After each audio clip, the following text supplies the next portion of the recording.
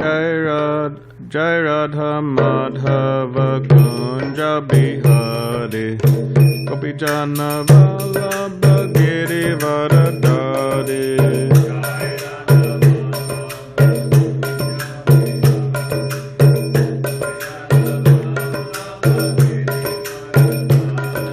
Jai Radha Madhava Kunja Bihari Gopi Jahnava Giri Varadari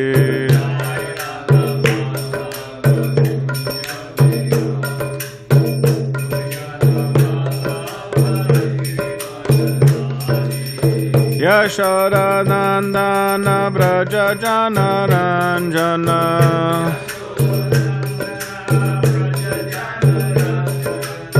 Yashoda Nandana Braja Jana Ranjana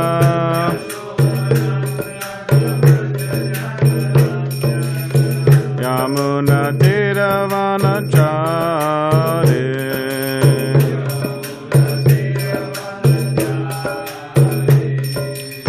Yamuna Dhiravana Chari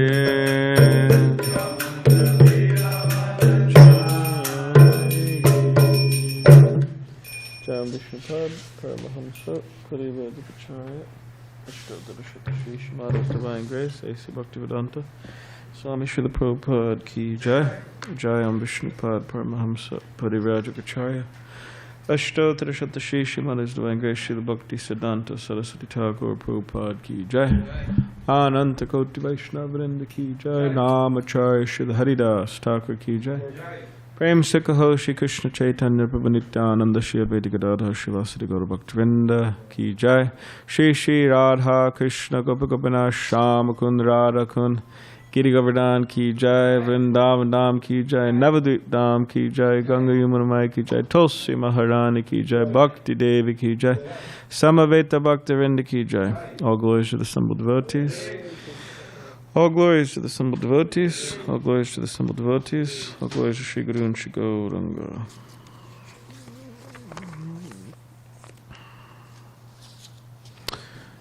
So before we start the Bhagavatam discussion class, yesterday was the appearance of Jahnava Mata and also Madhu Pandit, Shri Madhu Pandit.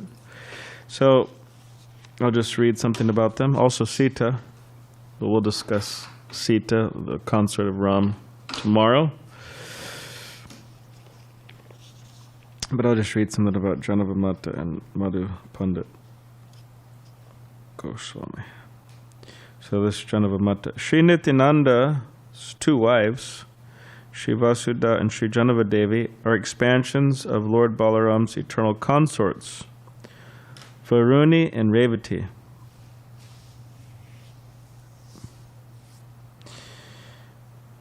So Varuni and Revati, Balaram's consorts. It's good to try to memorize. Of course, memorization in and of itself is, there's many non-devotees, mundane scholars who really don't understand Krishna. They memorized Srimad Bhagavad Gita and other books. So it's not everything, but still, it says that, devotees should be learned. They should know as far as possible. They should know means they should be able, they hear Shravanam, and then Kirtanam, they chant. So it says that one who could hear properly or perfectly, then they could chant perfectly. So when we read these things or hear these things, they're not meant to just be like, of course it's purifying and enlightening and maybe stimulating intellectually or emotionally or something like that. But aside from all that, devotionally, right, we're supposed to try to memorize these things. So in other words, of course, you could say it's a simple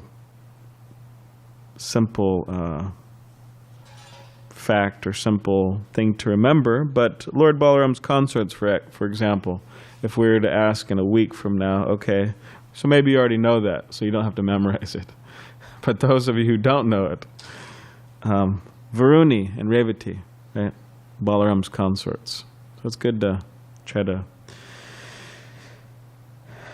And, many speakers on the Bhagavatam and the Chaitanya Charitamrita, they've memorized these things, and therefore they share it with the devotees, just like Dravida Prabhu. He's very well known and well loved, and one of the reasons is he's able to memorize and then share. So it's a good try to do that. So in Sri Nityananda's two wives, Sri Vasudha and Sri Jahnavi Devi, are expansions of Lord Balaram's eternal consorts, Varuni and Revati. After the disappearance of the Panchatattva and many of Lord Chaitanya's eternal associates, a huge Sankirtan festival was held in Kaituri on Gaur Purnim. Thousands of Lord Gauranga's followers, such as Narottam, Shamananda, Srinivas, Vrindavandas, Murari Chaitanya, Parameshvara, and Miniketana Ram, attended the first Kaituri Sankirtan Mahotsava festival. They celebrated Lord Chaitanya's appearance day with thunderous chanting, exuberant dancing, tasty prasadam. 6 sets of beautiful deities were installed. Sri Jahnava Mata cooked a matchless feast and personally served all the Vaishnavas. During Narottam Das Thakur's Prem Nam Kirtan, Sri Chaitanya Mahaprabhu, Sri Nityananda Prabhu, and all their associates suddenly appeared to the delight of all.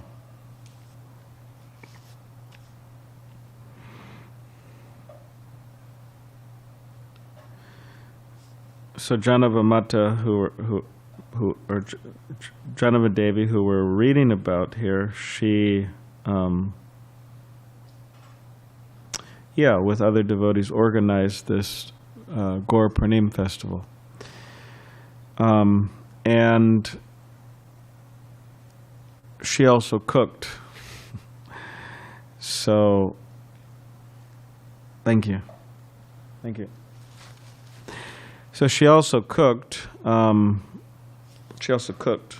Nice prasadam. So it's not that devotees should think that cooking's kind of for people who can't do anything else. But cooking's very special, actually. It's important for a festival. Serving prasadam, cooking prasadam. So it's not that, I can't distribute books, or I can't do Harinam, or I can't do this, or I can't do that. Okay, let's put him in the kitchen. He can't do anything else. But it's actually very important service. And it's part of the preaching or the spreading of Krishna consciousness. Just like devotees in Atlanta, means now, there's a group of brahmacharis there, and they're distributing enormous amounts of books.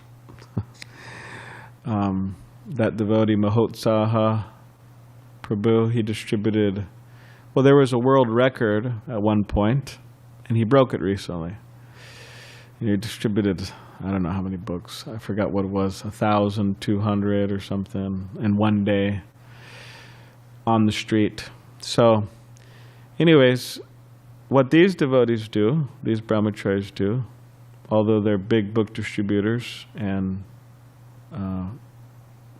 preachers of Krishna consciousness, they all stay back on Sunday, Mahotsaha included in all of them, and they all cook for the feast because following the principles that, we're inviting all these people, so we want it to be nice. Not that they all go out on the streets and then they leave, they hire somebody to cook who doesn't know how to cook or something, Prabhupada also got mad about that in Hyderabad, in a big festival. So Jahnava Devi, she cooked for all the devotees. Wonderful feast. And then during this kirtan, during the kirtan, Chaitanya Mahaprabhu, although he left at that time, Nityananda Prabhu as well, they manifested, they appeared in the kirtan. So it was a very powerful kirtan. Jahnava, an affectionate name given, Ma Jahnava, an affectionate name given by the devotees, traveled throughout Gora and Rajamandalas. Wherever she went, the Gora Bhaktas happily greeted and served her. Known as Nityananda Swarupini, Jahnava Devi overflowed with prema bhakti. She delivered many atheists and sinners by her compassionate preaching. Srila Thakur Bhaktivinoda offers this prayer to Jahnava Devi in Kalyana Kalpataru. O Jahnava Devi, by the power of your divine qualities, be merciful to this servant of yours. Dispel this illusion which torments me, and relieve me of material existence. Let me take shelter at your lotus feet. You are known as Nityananda Shakti, the divine energy of Lord Nityananda himself. You are the Guru of Krishna Bhakti. Be merciful to me and grant me the shade of your lotus feet, which are like a desire tree. You have delivered countless abominable sinners. Please deliver me in the same way. Today, praying for your mercy, this lowly sinner falls at your lotus feet. It is said that Jahnava Devi left this world by entering the deity of Gopinath in Vrindavan. So that's a little bit about Jahnava Devi. Now we could read something about Madhu Pandit. Rajanabha, Lord Krishna's grandson, installed the original Gopinath deity in Vrindavan over 5,000 years ago. About 500 years ago, Paramananda Bhattacharya discovered the deity in the earth at Vamsivat on the banks of the Yamuna. Madhu Pandit Goswami, a disciple of Shri Gadadhara Pandit, worshipped the Gopinath deity.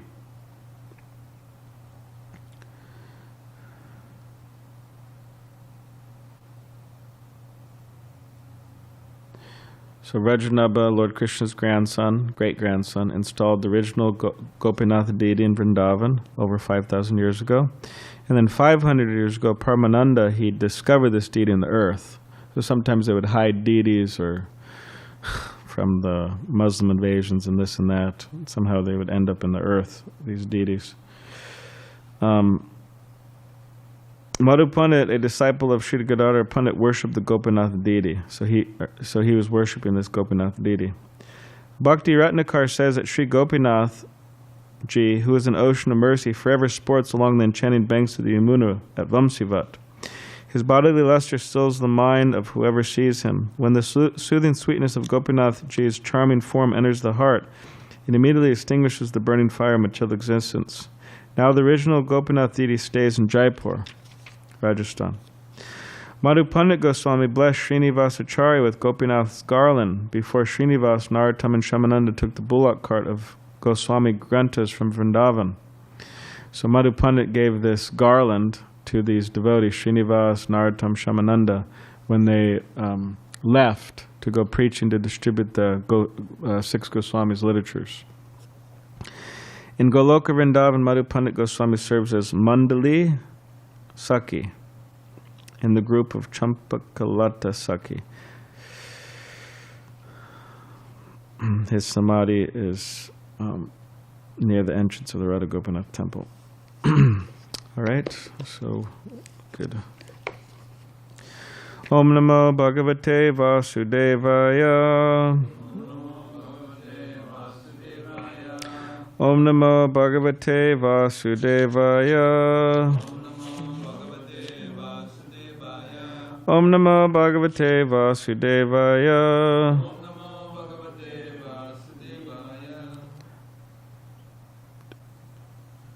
So this looks like a verse. So whoever has devices or books could chant. This is Canto 5, The Creative Impetus, Chapter 17. The Descent of the River Ganges, Text 20. So 5:17:20.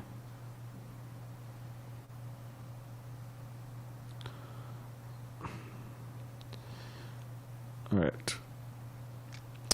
Sadrisho yat pratibhati mayaya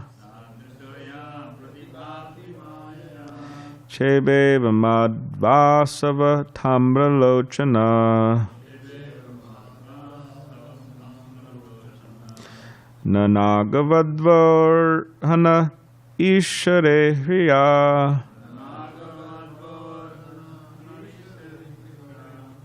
yat padayo sparshana Darshitendriyaha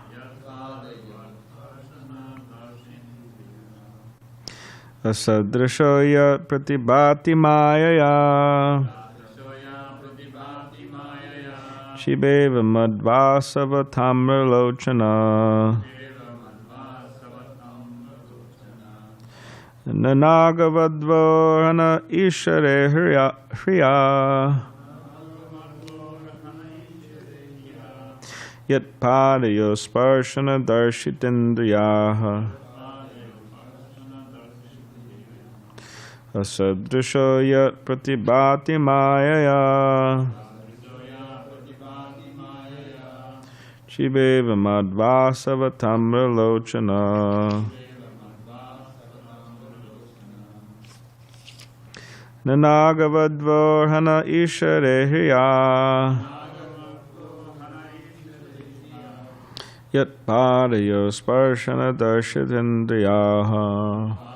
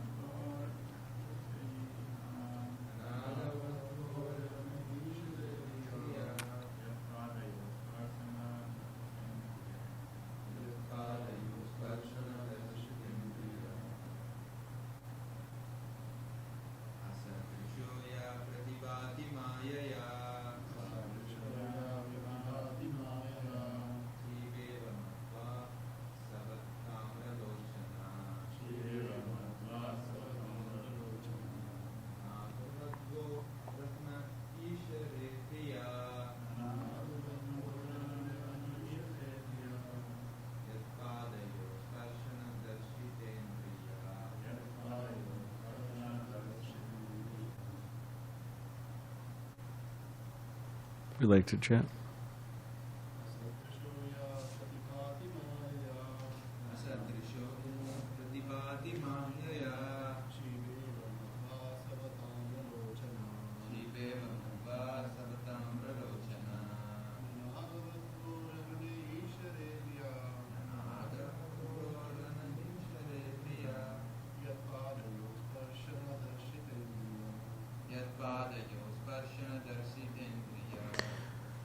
Satdrishaha.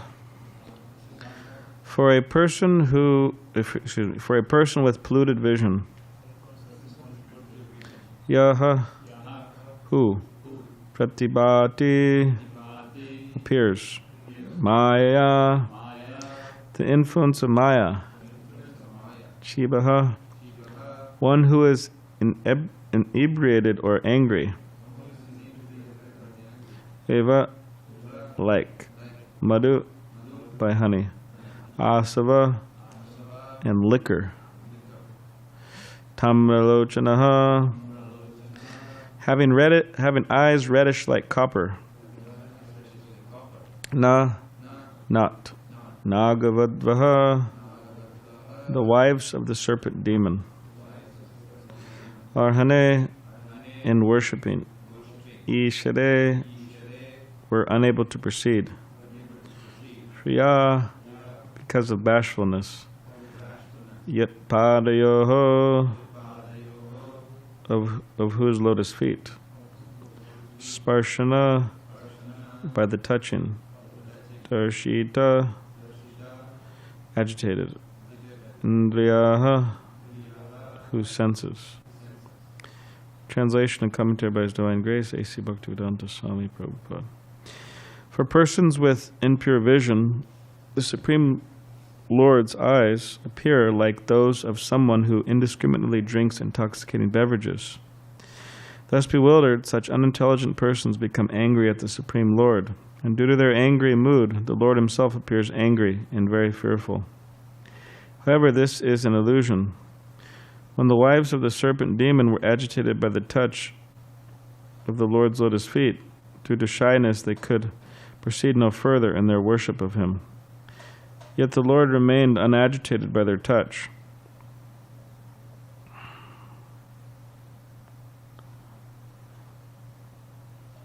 For He is equipoised in all circumstances. Therefore, who will not worship the Supreme Personality of Godhead?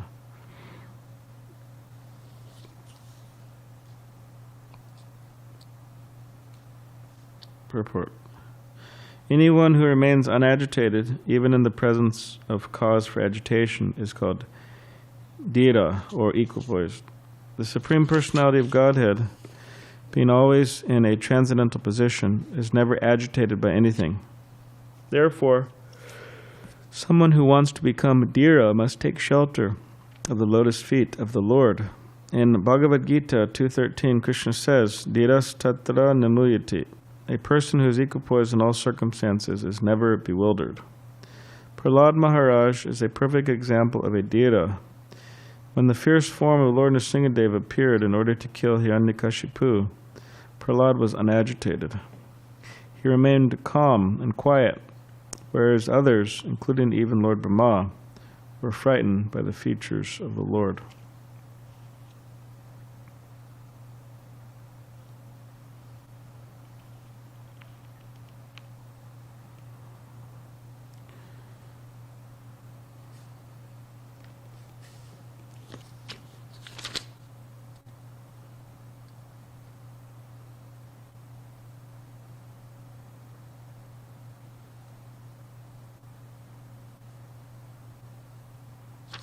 Om Jnana-timirandasya Gananjana-shalakaya Chakshulamalitam Mena Tasmai Shri Gurave Namaha Mukam Karidavachalam Pangam Langayate Gadim Yakripatamaham Vande Shri Gurun Nitaranam Vancha Kapudribishta Kripa Sindhubevacha Patitanam Pavanebhyo Vaishnavebhyo Namo Namaha Jaya Shri Krishna Chaitanya Prabhu Nityananda Shri Advaita Gadadhara Shri Vasudha Gaura Bhaktivinoda Hare Krishna Krishna Krishna Hare Hare Hare Rama, Rama Rama, Hare Hare.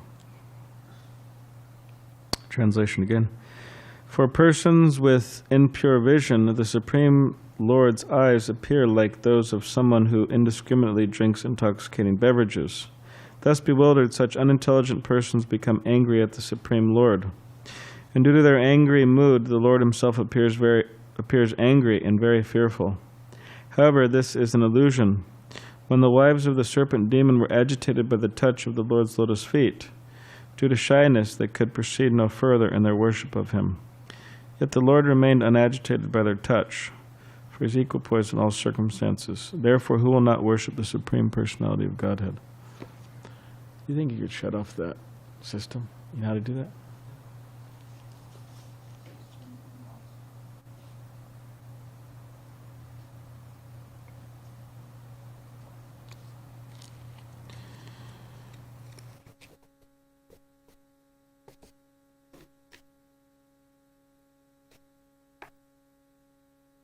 So there's two types of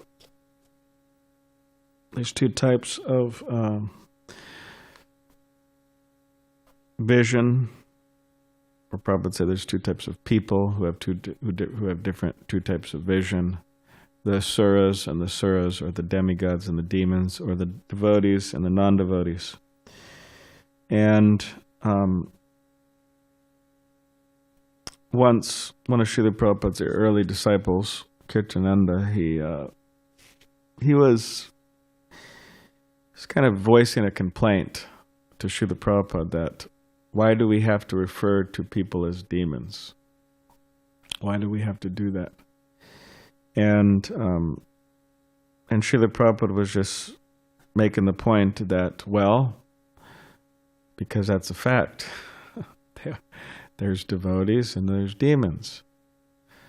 But still, Kirtananda, he didn't really like that so much. And then Srila Prabhupada said to him that until you understand this point, it's going to be very difficult for you to make advancement in Krishna consciousness. Because if there's not a clear demarcation, then people who are trying to be devotees or aspiring devotees, or people who are practicing Krishna consciousness, if they don't see a clear demarcation, they think, oh, what's so bad about associating with them? They're just like the devotees. Actually, they're kind of better than the devotees. They let me, say and do whatever I want. The devotees are kind of strict. I like them better. Let me join the demon camp, But they don't see it as a demon camp. They see it as in other words, it has to be part of having pure vision is that we see the differences. It's not that we become devotees and we just throw out our discrimination or our discriminating powers.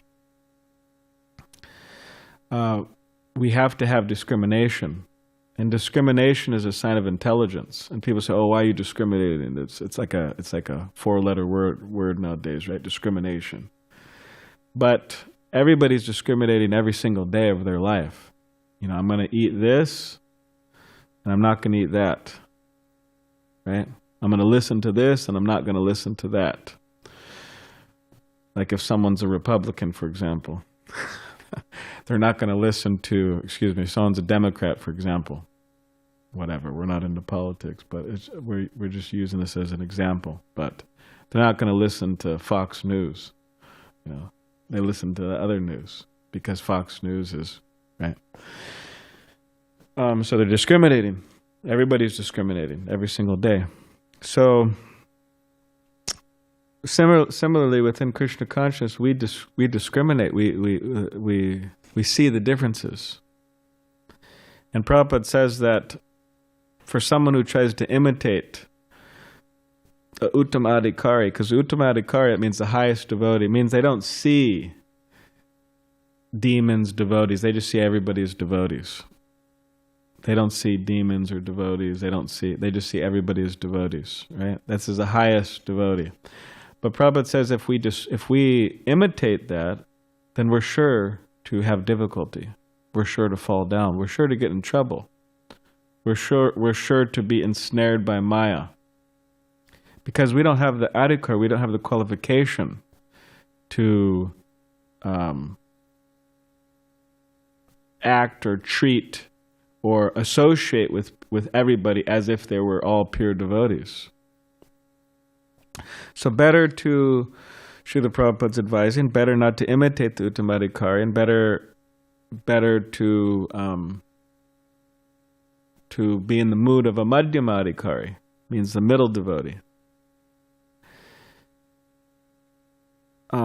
The middle devotee is that they see Krishna and they offer all their love and worship to Krishna, and then they see the devotees and they offer friendship, right, and service to the devotees, and they see the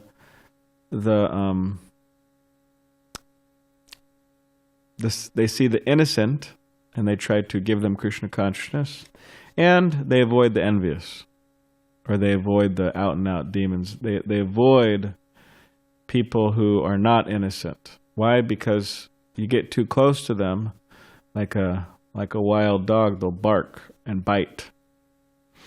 In other words, they'll become more offensive. So just better stay away.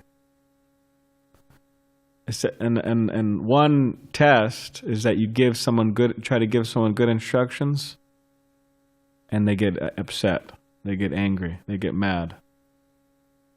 They start to bark and bite, right? Maybe not bite, but bark in the human language. So, and then the Kanishta Adhikari means they just see the deity in the temple. They're not able to discriminate who's a devotee, who's not a devotee. They're not able to discriminate. And therefore they mistreat devotees.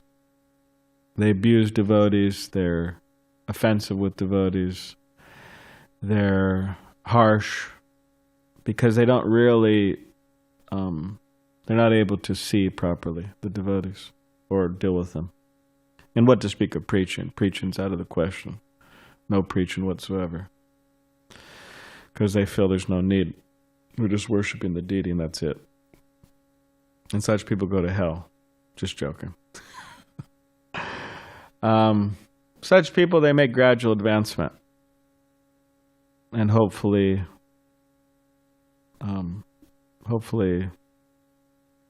throughout their life and towards the end of their life, they make a lot of advancement. So we have to discriminate. And And we should also learn to appreciate Krishna's different features. Like here it's being mentioned that persons with impure vision, they see the Lord and he appears angry, and therefore, due to their angry mood, the Lord himself appears angry and very fearful. Here you go. Thus bewildered, such unintelligent persons become angry at the Supreme Lord, and due to their angry mood, the Lord himself appears angry and very fearful. So there was a time also when devotees, they just painted this Narasimhadeva picture of Narasimhadeva ripping Hiranyakashipu, ripping his intestines are all around his neck, and there's blood everywhere splattering. And Srila Prabhupada actually had one disciple named Antarmali. That means garland of intestines. So you can imagine going home to your mother, who knows nothing about Krishna consciousness. Yeah, I got a new name, mother, mom, and oh yeah, what's that? Antarmali. Oh yeah, what does that mean? It means garland of intestines. Hard to explain that one, right? Anyways, so there's this picture painted, and the devotees, there's actually one devotee, she actually took the picture down and hid it behind a piano. And then Prabhupada said, "Where's the picture?" And then she said, "Oh, well, Prabhupada, it's kind of ghastly, and you're trying to heal." Is actually Srila Prabhupada was feeling ill at the time, so we just took it down, Srila Prabhupada. Prabhupada said, No, this is very beautiful. You should put it back up." He said the devotees are very happy, very pleased to see Lord Narasimhadeva come and kill Hiranyakashipu, right? Bifurcate. They're very happy to see that. And the example is given just as when Krishna comes back from herding the cows with all of his friends, there's all this dust that is produced from the hooves of the cows, right? And it says that Krishna's there's dust in his hair and on his body. And aside from that, Krishna has some transcendental perspiration, right? So it's not that this dust and perspiration is considered a ugly feature of the Supreme Personality of Godhead, but it's very beautiful, and the devotees are very pleased seeing it. Similarly, this blood and so on, Narasimhadeva, right, coming in and bifurcating Hiranyakashipu, it's not a ugly scene, it's a very beautiful scene. And one shouldn't be fearful of Lord Narasimhadeva. He's our protector, actually. So anyways, the devotees brought it down, Srila Prabhupada said, put it back up. And really this pastime of Narasimhadeva and him saving Prahlada, it's a pastime that is demonstrating the highest levels of reciprocation between Lord Narasimhadeva and Prahlada. He's coming to protect him from his father, evil father, Hiranyakashipu. So devotees, they find great pleasure in seeing that picture. In this worship of Lord Narasimhadeva, it is very important within our tradition. Srila Prabhupada, when there was some attacks on the temples, when he was having some health crisis, he introduced this song to Lord Narasimhadeva. Tavakara kama lavade nakam adbhuta shingam, right? Namaste Narasimhaya. So this is a song that we sing every morning, and we are asking Lord Narasimhadeva, please protect us, please protect our spiritual lives. Not necessarily in the material body. Maybe he'll protect it, maybe he won't. Will not. But we want our spiritual lives protected. And the spiritual life being protected means that we are not overcome by material desires. We are not bewildered. We do not fall into ignorance. We do not fall into illusion. We don't start thinking that the goal of life is sense gratification, right? Gratify the different senses as far as possible. Which, anyways. So we have to pray to Lord Narasimhadeva, especially brahmacharis. In Mayapur, the brahmacharis or sannyasis, they worship this form of Lord Narasimhadeva. Ugra Nrsimha means right when he came out of the pillar. It's actually said that the householders don't worship that form because their house might burn down or whatever, you know. But the brahmacharis and sannyasis, they worship that form. Of course, on Nrsimha Chaturdasi and days like that, there are some householder devotees and vanaprastha devotees who get on the altar and worship the deity. But throughout the year, it's actually just the brahmacharis and sannyasis. So for the brahmacharis and living in the temple, or those living a brahmachari life outside the temple, or kind of a vanaprastha life, we should pray to Lord Narasimhadeva. He should be our one of the main deities we pray to regularly, daily, actually. Please help me. And there's a prayer actually coming in this 5th canto. Prahlada Maharaja is going to start saying his prayers. And it's a prayer to Lord Narasimhadeva, and he's asking for protection. So we'll see. I'll read that right now. This is in chapter 18, text 9. Let's see here. Yeah. Om Namo Bhagavate Narasimhaya Namaste Jaste Avir Bhava Vraja Naka Vraja Dangsha Kamashayan Randya Tamagrasa Grasa Om Swaha Abhayam Atmani Bhuyushta Om Shraum. So this is a prayer to Lord Narasimhadeva from Prahlada Maharaja. And it says, I offer my respectful obeisances unto Lord Narasimhadeva, the source of all powerful. Excuse me. The source of all power. I was wondering, the source of all powerful, that doesn't make sense. But then I read it wrong. The source of all power. O my Lord, who possesses nails and teeth just like thunderbolts, kindly vanquish our demon-like desires for fruitive activities in this material world. So he's saying, please vanquish our material desires, our demon-like desires. Please appear in our hearts and drive away our ignorance, so that by your mercy we may become fearless in the struggle for existence in this material world.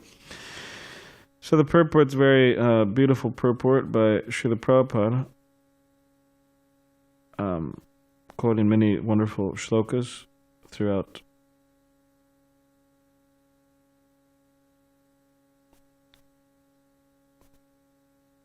the Vedic scriptures. And I'll just read an excerpt from the purport.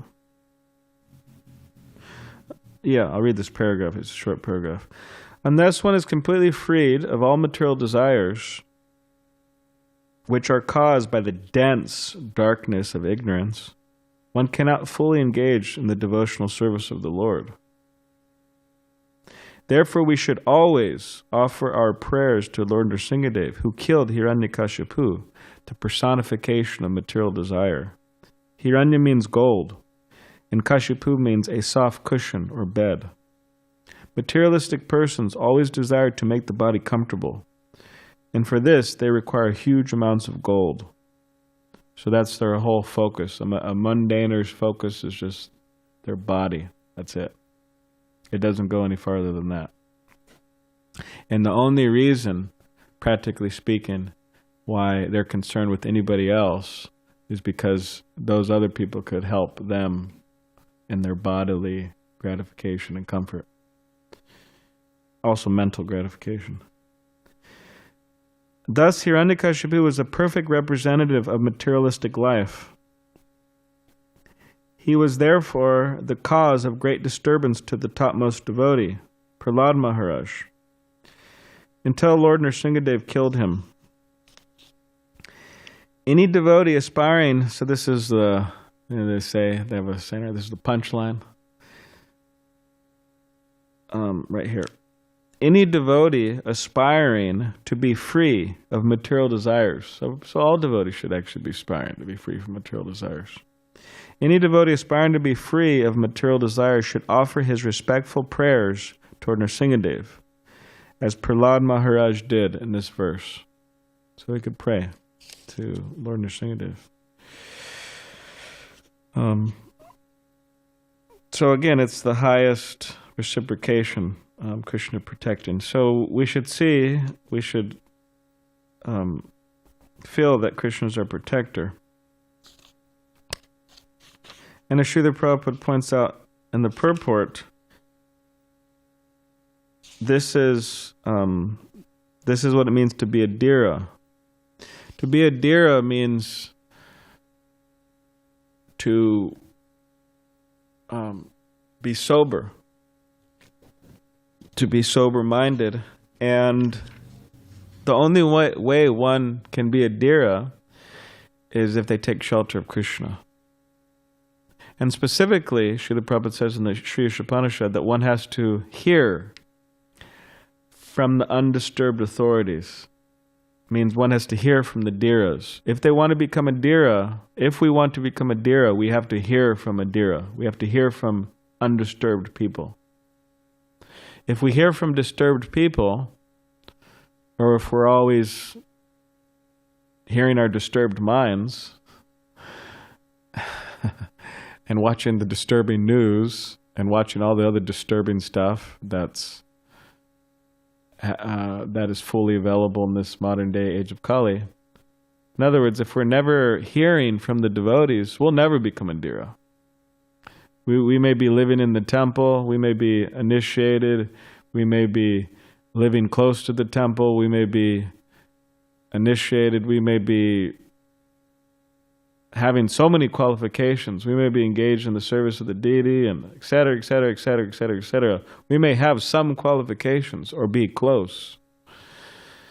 And we may be doing that for decades, dozens, hundreds, millions of lifetimes. And if we avoid hearing from a dhīra, then we'll never become a dhīra. And if we never become a dhīra, then we've really,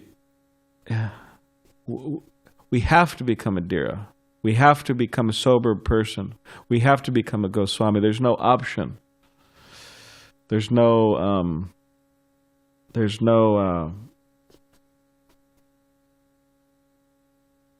it's not like, oh, I like to, I wouldn't like to. I mean, if we're devoted, if we're engaged in Bhakti Yoga principles, then we should want that. And in order to do that, we have to hear. So Krishna says in Bhagavad Gita, Dhiras tatra namuyate, a person who is equipoised in all circumstances is never bewildered. So, Dehinosmin yata dehe komaram yavanam jara tata dehantara prapti dhiras tatra namuyate. The embodied soul passes from boyhood or girlhood to youth to old age, and similarly passes into another body at the time of death. A sober person is not bewildered by such a change. It means that a sober person, upon seeing this happen, the death of others, is not bewildered. But also, you could say, relating to oneself, they're also not bewildered by the change. And Prahlada Maharaja is the perfect example. When the fierce form under Narasimhadeva appeared in order to kill Hiranyakashipu, Prahlada was unagitated. He remained calm and quiet, whereas others, including even Lord Brahma, were frightened by the features of the Lord. So Prahlada Maharaj, he was calm and composed throughout his life. And then when Narasimhadeva came, he was also calm and composed. And everybody else was scared, actually, of Narasimhadeva. Interesting enough, the demons, they were so foolish. After he killed Hiranyakashipu, Narasimhadeva, they all started to try to attack attack Narasimhadeva. Narasimhadeva just, with his nails, wiped him out. But it's interesting, they weren't afraid, but the devotees, the demigods, they were afraid. They're frightened by the features of the Lord. But Prahlada Maharaja wasn't, because he understood. Because he's a pure devotee, he had this pure vision. There's no need to fear. And ultimately speaking, this fear motivation of fear means fearful of God. Oh, if I don't follow God, I'm going to suffer. This is not the highest.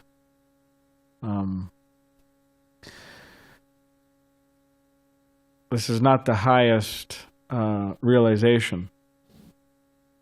Highest realization, or the highest, of course, is that pure devotion to Krishna. I serve Krishna not because if I don't, I'm going to get punished. I serve Krishna because I love Krishna, because I have affection for Krishna, because I want to please Krishna. That's why I serve Krishna. Not because this reason, that reason, so many different reasons. Fear. So, anyways, Prahlada Maharaj is demonstrating that. Okay, does anybody have any questions? Hare Krishna? Yes. May I? Yes.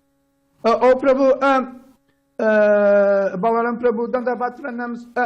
I have been hearing that for me to remain unagitated, it is better, it helps to be there experiencing a higher taste. Yes. So based on this, my question is, how would you describe it, this higher taste? Or in other words, what is this higher taste?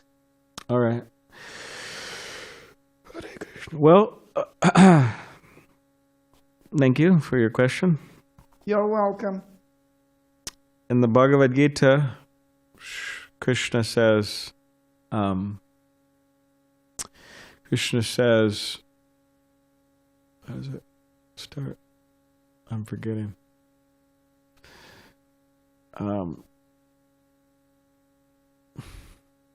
Vishya vanivartante nirahasya raso vyasam rasopyasa param drishtva navartate. So it says that the soul, bodied soul, may be restricted from sense gratification. And the desire for sense gratification still remaining, although it's still remaining, but because they're experiencing a higher pleasure, they're fixed in consciousness. In other words, the person Krishna's describing is somebody who's not absolutely purified. Means the person still has lingering desires for sense gratification. But because they're experiencing some higher taste, they're able to remain steady on the spiritual platform or in spiritual life. So what is this higher taste? The higher taste is this ultimately transcendental emotion, transcendental reciprocation between the soul and the Supreme Personality of Godhead, Krishna. So it means that the soul is trying to, the soul in his endeavors to connect with Krishna, Krishna is reciprocating with that. And therefore, the soul is feeling some happiness. The soul is feeling some higher pleasure, some higher joy than just material sense gratification. So you could say that this, if you fast forward the journey, or fast forward the experience, if you're able to do that, building on this higher taste means ultimately building our attraction to Krishna, which ultimately, eventually, turns into pure love for Krishna. which is the highest taste. I mean, it's the highest experience, the highest pleasure. Much of people's perceptions of pleasure are very base, very shallow, very crippled, and ultimately sad. It's a sad way to spend a person's life, just chasing after mundane pleasures, which are very temporary and ultimately very shallow. And as Prabhupada, he went to Kurukshetra. He went there from Delhi. It's about a 3-hour trip. And even, you could say, more refined sense gratification. You all right? Even more refined sense gratification, like Prabhupada went to Kurukshetra, and there was this man there, and it's a religious place. It's where Krishna spoke the Bhagavad Gita.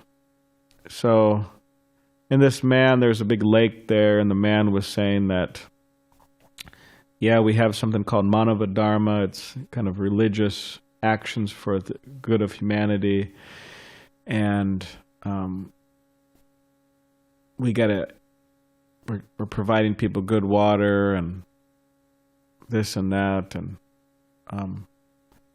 but there wasn't much emphasis on Krishna or deity worship or real God consciousness. And then the man who was giving Srila Prabhupada a tour, they made a big statue of him. Everybody was praising him. He's kind of a bit of a political leader. And Prabhupada preached to him, and Prabhupada was telling him, maybe you should take sannyas.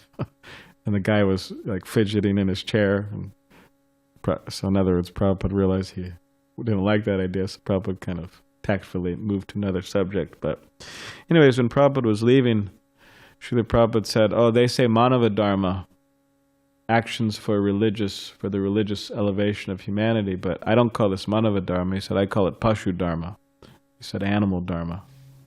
And he said, all this million, it was like $500,000 or something, so many crores. And in India, it's, if you spend American money, or if you calculate, American money goes a long ways in India, even now.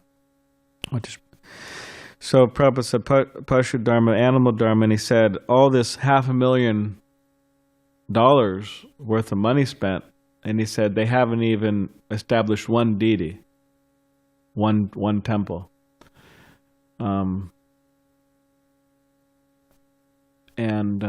So much money waste. So anyways, people, going back to the higher principle, higher taste point, people, when they think of pleasure and happiness and all that, it's pashu. It's pashu happiness. It's animal happiness.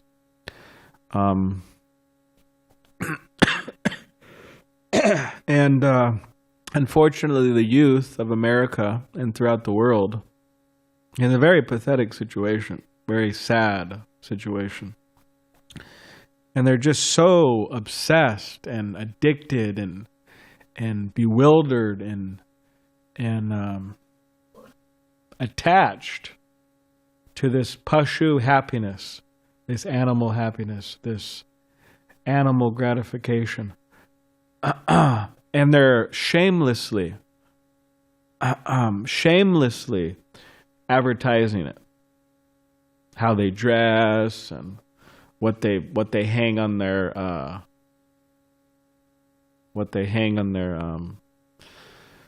when in your car you got that rear view mirror, what they hang there, shamelessly advertising how much they're into pashu happiness, animal happiness.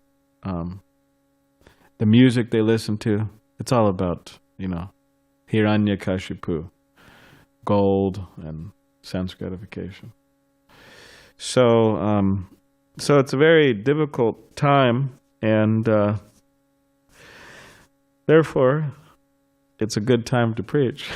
It's a good time to preach. It's a great time. Perfect. No lack of people who need Krishna's mercy. No lack. There'll never be a lack. So anyways, I know that was a long, drawn-out answer. Or No, Balaram Prabhu, if, very quickly, a follow-up question. Regular daily discussion of Srimad Bhagavatam could be included in the category of higher taste? Oh yeah, we'll definitely get a higher taste. We should be getting a higher taste from hearing the messages of Bhagavatam. They said there's 5 potent forms of devotional service, and those all are supposed to provide a higher taste. Residing in a holy place, it's supposed to be providing us some happiness, some higher taste. There you go. Confirmation. Deity worship, chanting the holy name, associating with devotees, and hearing the Srimad Bhagavatam. So Rupa Goswami says that just by engaging in these 5 most potent forms of devotional service, which consist of the morning program, even a neophyte, means even a beginner, can start to experience some taste of love of God. They could experience that higher pleasure. Or else we'll be forced. Great yogis, Vishvamrita and Subbaramuni and so many, they fell to some temptations, right? They fell to some temptations. Why? Because they weren't experiencing the pleasure of Krishna consciousness. And they're great yogis. They have knowledge. They know the difference between spirit and matter. They know how to control their senses, right, to a degree. They're serious about their meditation practices. So what to speak of people who aren't yogis, like Subbaramuni and Vishvamrita and all these are great personalities. These aren't just some Kali Yugite chumps or something. These are great personalities. So if they have issues, what to speak of us? In other words, if we don't avail ourselves to the processes of devotional service, then we'll have problems. We'll have difficulties. And if we do engage in the processes of devotional service, these 5 most potent forms, then we'll be able to remain dhīra. We'll be able to remain fixed, or else we could fall to temptation, because if we're not experiencing a higher pleasure from Krishna consciousness, and if we're not great yogis like Subramuni, then what do we fall back on? We fall back on the temptations that we're surrounded by. That's what we fall back on. We have no other choice. There's 2 choices. We go towards Krishna, we take shelter of Krishna, we develop a higher pleasure, or we become swallowed by temptation. We become devoured by all-pervading temptations of Kali Yuga. Those are the options. So better go towards Krishna. That's what we want to do. So, yes, thank you. Thank you, Balaram Prabhu. Thank you very much. Hare Krishna. Okay, thank you. All right, any last comment? Or yes. I think we need a microphone because it's broadcasted. Hare Krishna. So the verse was saying how one with the polluted vision, when he looks at the Lord, they project their own consciousness and then therefore misunderstand the Lord. So I'm dealing with a case where somebody has these very strong misconceptions of Lord Brahma and how he treated Sita and so forth, and not able to overcome that, just blocking their chanting and so on. Interesting. So I'm wondering, that kind of reminds me of this, and I was wondering, how should I proceed? There. Okay. Thank you. I spoke with someone actually, somewhat recently, and she's Western Westerner, means from America, means American-born, Caucasian, the body. Anyways, I spoke with her. I was speaking with her and her husband. And she was mentioning to me how she was at a particular temple in America, and they were telling this pastime of Ram and Sita.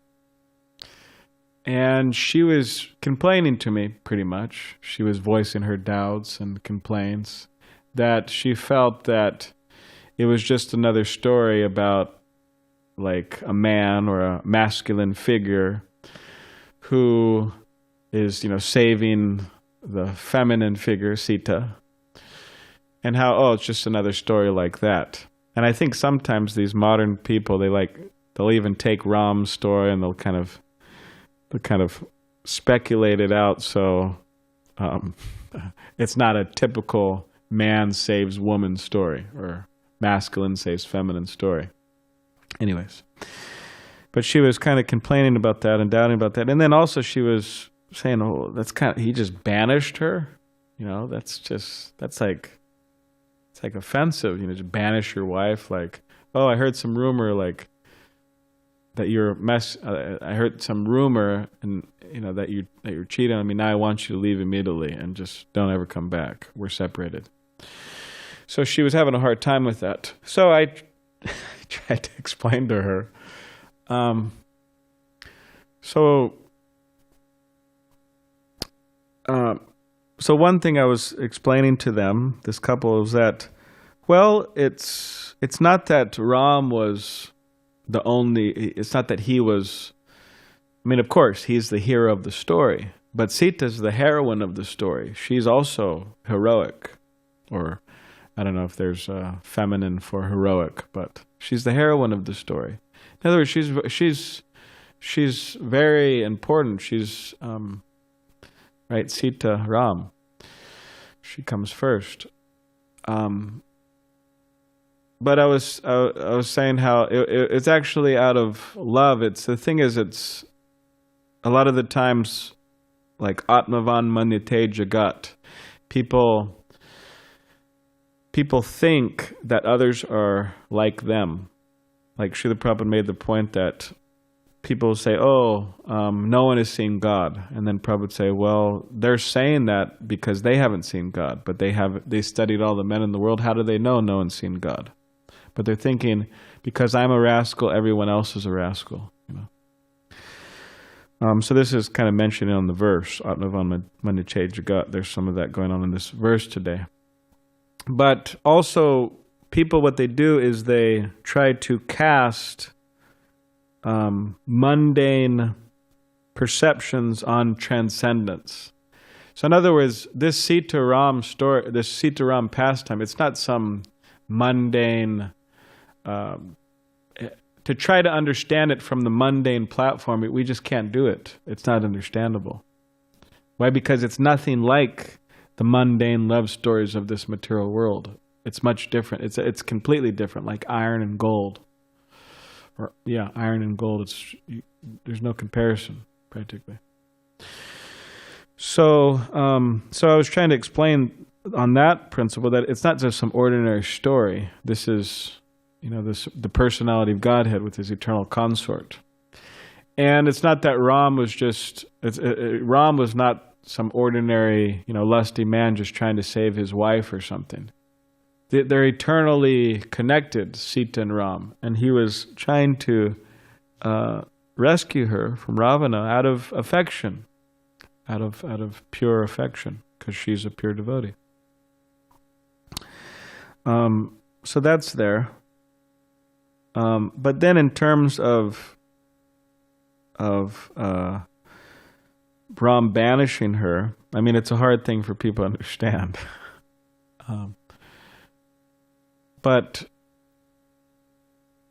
one thing to note is that Ram, he came for a very particular purpose, and his purpose was to demonstrate an ideal king, just as Chaitanya Mahaprabhu came to demonstrate an ideal sannyasi, what it means to be a sannyasi. Lord Rama was teaching what it means to be a king. So he disguised himself and he was walking in his kingdom, and then he overheard a Shudra and a Shudrani arguing. And then the man was saying to the woman that, oh, well, I'm not like Ram, that Sita was over at another man's house, and and he just let her back. I'm not like that. In other words, he was comparing Ram to be kind of low class. That's what he was saying, which is obviously a clearly misconception. But Ram, hearing this, he told Sita, okay, better we separate. Better you, you're banished, and we're separated. Because and this is a really good example, actually, for leaders, that they need to do whatever they need to do in order for people to get the right idea about them, because the leader is supposed to be above suspicion. The leader is supposed to be pure in all regards, to be the best example. So Lord Rama is thinking that, okay, this person's, not thinking I'm the best example. Okay, we'll separate, and then, this person can't criticize me on that basis. Which is good, actually. It's good for that person, and it's good. When she was banished, it's not that Ram he's eternally connected with her, so she's his pure devotee. So he was thinking of her, and Sita was also thinking of him. And it's not that she lived a miserable life afterwards. She was always absorbed in Lord Ram in this loving separation. I mean, if this person is complaining about or voicing their doubts about this, I mean, what's the difference between Ram banishing Sita and him taking sannyas? The Vedic system is that Brahmins and Kshatriyas, who Ram's a Kshatriya, in the mood of a Kshatriya, if he didn't banish Sita, eventually he would have taken sannyas, which means he leaves Sita. What's the difference? I mean, if she has some problem with the Vedic system, okay, then that may just be her problem. She has a problem with this idea of man taking sannyas, which a lot of modern people would probably do. They think, oh, that's cruel, that's inconsiderate, that a man and a woman's lovingly together their whole life, and then when the man's in his ripe old age, he just leaves and never speaks with the wife again. No text, no email, no WhatsApp, nothing. Zero. He won't even, the traditional sannyas, you don't even go to the village, where the wife is, again, ever. And I know one sannyasi, and he left his wife because he was married. And yeah, I mean, they don't discuss or talk or anything. And even when he visits, there's no communication. It's a principle of sannyas.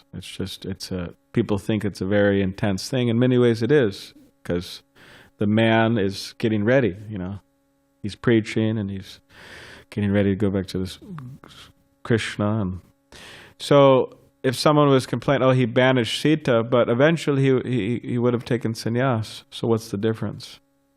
So if they have a intrinsic problem with this idea of sannyas, then maybe that needs to be explained to them. Detachment.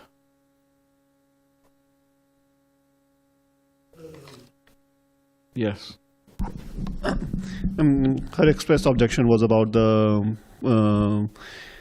Ram asking Sita to go into fire when he rescued her, and such.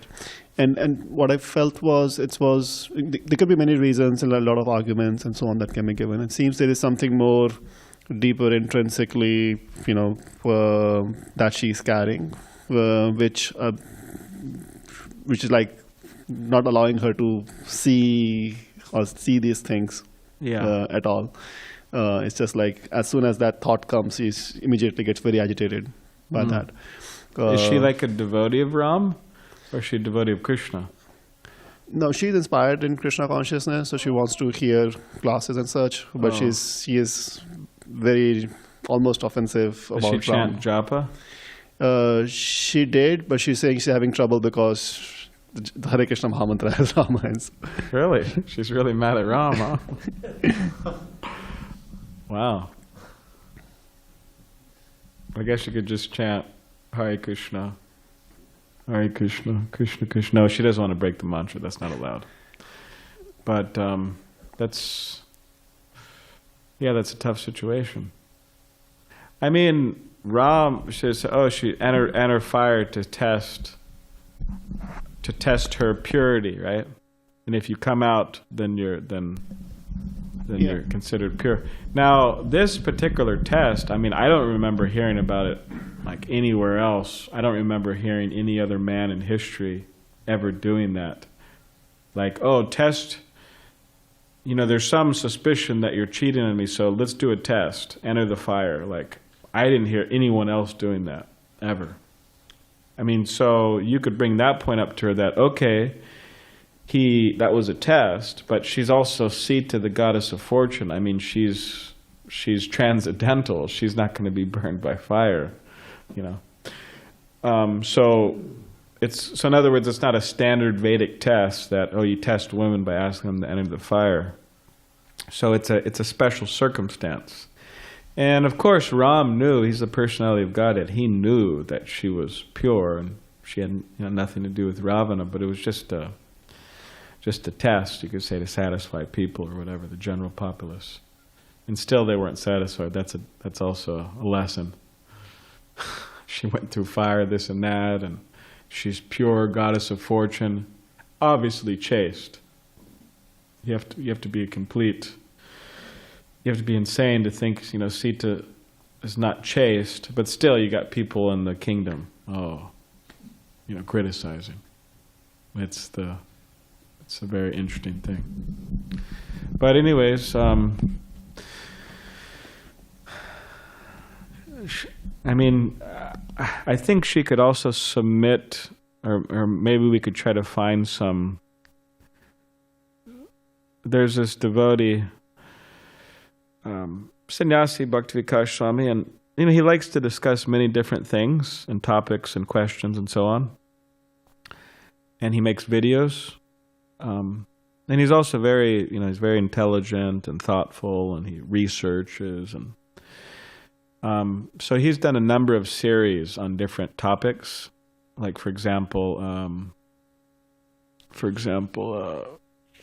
anyways, different topics he's done. Oh yeah, somebody asked him a bunch of questions about Hinduism. So he went through all these questions and answered in these videos. And they're kind of like questions that people think, oh, like why in Hinduism do they do that? That's just weird, or there's a kind of coming from an offensive standpoint, trying to find faults within the personalities of the Bhagavatam or wherever, So it'd be interesting to see what he has to say about that. Her entering the fire, being banished, or whatever, the whole kind of thing. And again, that's what I'm saying, that this is a rare circumstance. I mean, it's not that it's a general principle in Vedic culture, you make them enter the fire, but she's the goddess of fortune, she's not going to be burned. I mean, everything's, it's a little different.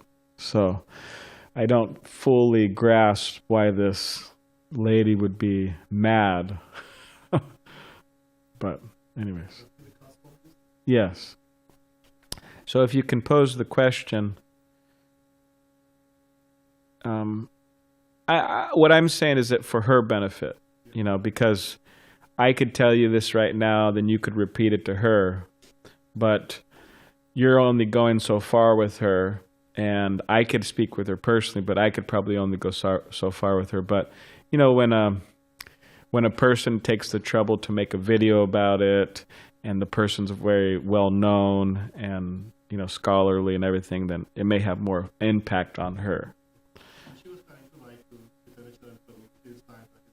Oh, okay, that's good also. But it might be good also for him too, both. Yeah, that's a good idea, because a lot of the times we may say similar things, or